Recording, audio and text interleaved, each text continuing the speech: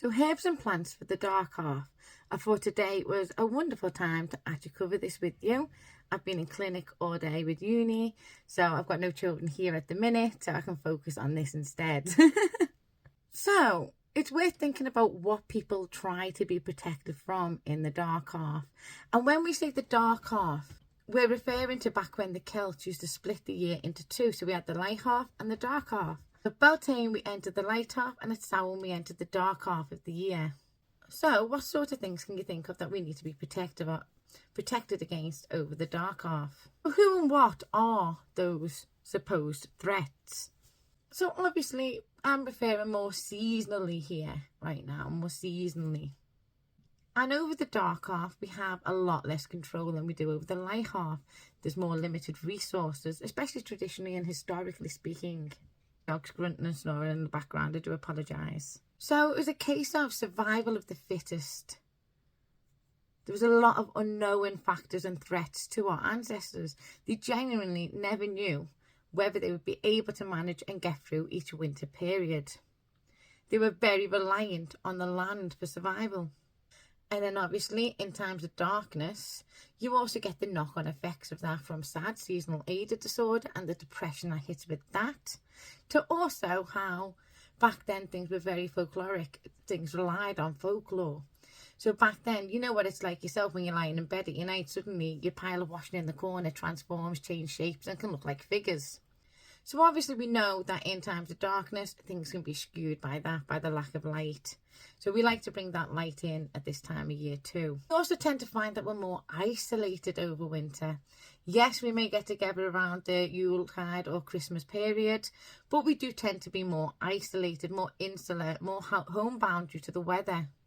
It's colder, wetter and damper, which is why this tends to be more of a period of self-reflection.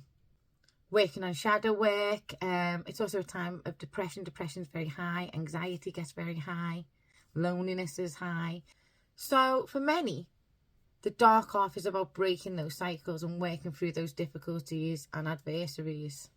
And obviously the element associated with winter is earth, cold, dark, material, unseen underneath the ground. There's still things happening down there. You've still got the roots doing their jobs and their work, but above ground it all looks to be sleeping and calm on the surface. So again, that's why you find a lot of people do a lot of root work this time of year. So a great deal of the focus this time of year herbally is to navigate that coldness, introduce some more resilience for the body and some protection for the body against the seasonal elements. And that's both physically and spiritually. Because at the end of the day, plants are not only medicinal, they do also have spiritual properties. So plants are both medicinal and magical. They have elements of both, and we work with them in combination. I mean, a lot of science is only just catching up with herbal medicine now and confirming things that we've actually known for centuries. All that lost information and science and the studies out there at the minute are mind-blowing. There's some amazing studies out there, and I highly recommend you look them up, because plant medicine is actually quite incredible when you look into it, especially the phytokinetic side of it and the botany side of it and what all them constituents do when you start pulling all that in and so on. I just find it so interesting how the plants can interact with the body and all the different systems, and balance it all out as well. It's just amazing when you uncover it all. But there's so many studies out there that are so rich in information, and it's just not reaching the public at all. So obviously we bring that fire element in as well. That's why you have lots of fires this time of year, lots of candles lit, lots of lights around, and it's bringing in that lacking light, bringing in the energy and the symbology of the light returning. But not only that, but fire also provides warmth. It provides protection from the elements, and you can cook your food on it too. Which is always an added bonus, because food cooked over a fire tastes so much nicer. But that's just my opinion. And it is also the opposite element to cold. So the earth, the cold, you've got the fire and the heat. So a lot of the focus herbally this year is to represent that fire too. We want to bring in that warmth. We want to bring that heat back into the body. And there is a pattern to the plants that we tend to choose and work with this time of year. They tend to be warm, hot, aromatic herbs, diaphoretic, stimulants, carminatives and antispasmodics. anything that's really going to encourage warmth and movement within. But obviously there's other factors that come into play, because not every herb is right for every code. Is it a dry code? Is it a wet code? A damp code? You need that information before you choose what herb you're going to work with for yourself or for other people. So I'm going to just quickly run through some of my favourites for this time of year. And one of the best ones that I love is sage. Salvia officinalis. It's part of the mint family. It's actually relatively easy to grow. I mean, most of the mint family is. It's a warm, diaphoretic, stimulant, antispasmodic. It's good for sore throat, colds, flu, fever, muscle tension, that pain and ache that you get in your joints when you've got like the coldy flu symptoms, gas and indigestion, and spiritually purification and protection. So this is more for them colds with fevers and chills. You don't tend to sweat with the colds that you would use salvia for. But it's also a protective ally, and I actually use sage for smudging my house.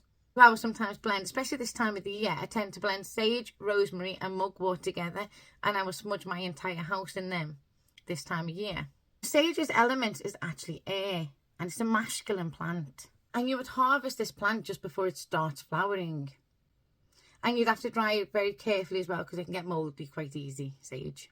But you can also pick it fresh throughout the year if you're not intending on drying it and you're just intending on harvesting as you use and as you require it. Now, the name salvia actually comes from the Latin meaning I save. And sage was actually a sacred herb to the Romans. They believed it could be used in the treatment of most illnesses. So it was very revered amongst the Roman civilization. And in Roman times, it was collected ritually by a priest. He'd be wearing sandals, white robes, and there'd be a whole to-do thing about it. And he would have ritually bathed beforehand because it was considered such a sacred plant. Whereas the Greeks dedicated it to Zeus and also believed that it was beneficial to the mind and the body, as well as the inner spirit too. And in the Middle Ages, it was used for a variety of conditions, from epilepsy to palsy, cramp, plague, fatigue, and general seasonal disorders. Seasonal illnesses and sickness. And in the times of the plague, they actually mix it with vinegar. And it was gargled alongside rosemary, honeysuckle, and I think it may have been plantain. It's years since I've read that source though, so don't quote me on that one. Trying to remember where I got that information from now. In ancient Egypt, they believe it could improve fertility. And in traditional Chinese medicine, sage is also used quite a lot there too. During the 17th century, they actually started to trade for sage and were bartering with the Dutch for that. So they'd exchange tea, for example, for the sage in return. And obviously, it's also a sacred herb among the indigenous people of America too. And the Bible actually states it was one of the herbs that King Solomon used when he was purifying and cleansing his temple. Folklore-wise, it is said to promote wisdom, and allegedly sleeping with it under your pillow can encourage and enhance prophetic dreams. It's also said to ward off the evil eye, useful in the dark half. And it was believed back then that if sage flourished in your garden, it was a good sign business-wise, and if it died, it wasn't. Unlucky for anyone who isn't green-fingered, that's for sure. And obviously, it's worth noting that sage shouldn't be used long-term. You should only use it short-term if you are using it. Today, sage is still used medicinally within a clinical herbal practice for everything from anemia to diarrhea, rheumatism, migraines, depression, lowering fevers and coughs and colds like I mentioned earlier. And externally it can be used as a wash for wounds because it cleanses them too. Magically, sage is used to cleanse and purify and protect, and that's everything from the area to your own aura, your own energy field. And you can also use an infusion of the leaves to anoint ritual tools or ritual items as well. I tend to include it in my own homemade ritual blends for incense. Each day I'm going to quickly go over a different herb with you until we've covered each of the dark half herbs. Going over it, including its medicinal, magical and folklore properties.